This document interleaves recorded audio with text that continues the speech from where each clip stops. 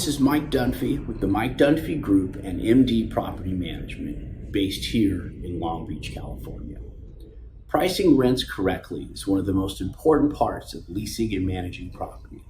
We've talked about not asking too much on our rents, but many landlords make the mistake of letting the rents stay too low. In this video, we'll talk about the problems with this very common mistake. Many, especially smaller landlords who are self-managing, make the mistake of letting the rent stay too low in their properties. Sure, we see this more in self-managed properties than properties under a management company, but it can happen either way. Generally, it's a sign of a bigger problem that the property is undermanaged, maybe not monitored as much as it should be. Often landlords let this go on too because they don't want to encourage extra maintenance requests.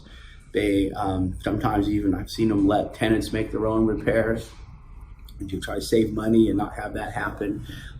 Also, sometimes they may let the rents kind of stay lower as to not increase the risk of vacancy. They don't want to take that chance.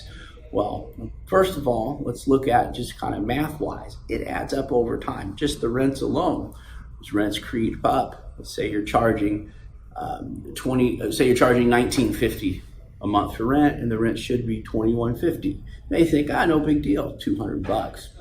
But over a year, that's $2,400. Take that to 3 years, that's $7,200, and that's just if it stayed at the $200 a month. So you may think about that when it's time to replace the roof or change out the air conditioner, and you have that bill comes in. Maybe if you had collected a little more in rent, you'd be better prepared for it. Also, if you're not getting the rents up to the market level, you're running a risk that the tenant's not going to report certain maintenance issues that are going on. It's almost like they hide from the landlord, and the landlord's hiding from the tenant. The result will be, after many years, as a landlord, you will have a rundown property with a lot of deferred maintenance and some very expensive problems. So it's better to just keep it up as you're going to avoid that long-term risk, and let's not hide from each other on this situation. I said earlier, just because I've seen, coming along afterwards, the problems where sometimes landlords let tenants do some of their own repairs. Strongly recommend not doing that. Besides the obvious situation that what if they're not done in a workmanlike manner? What about some of the stuff of what if they hurt themselves? Or something really goes wrong, who's liable? It gets very cloudy. It's not like they're working on their own house, they're working on your house. They're really, they might be argued they were your employee. I mean, I can go a lot of different ways, but I really recommend don't letting that situation go on. I could probably make another video on that.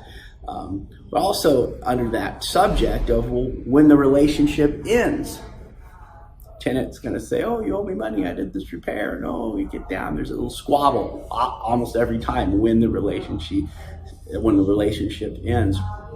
And that's one thing for sure. Someday the tenancy relationship will end for whatever the reason is.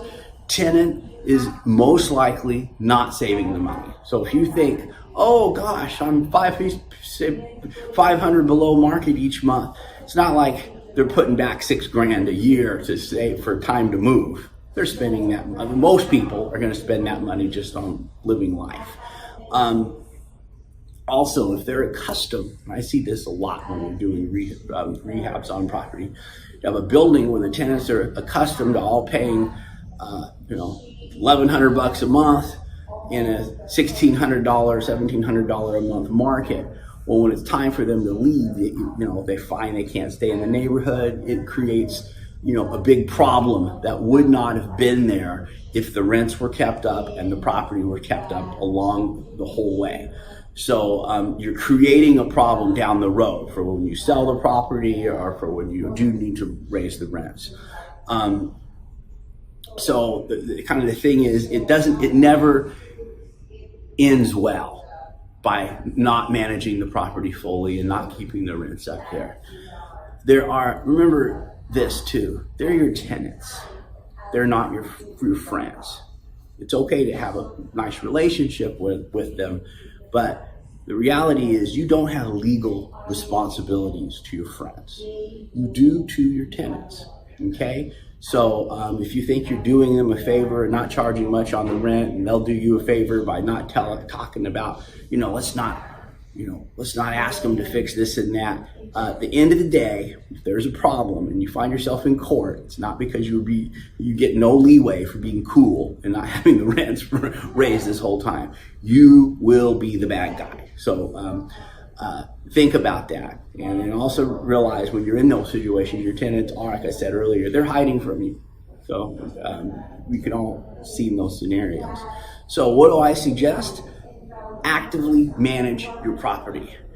Adjust the rents appropriately, and then deal with that you're going to have occasional vacancies. You're going to need to make upgrades. You're going to need to take care of your property.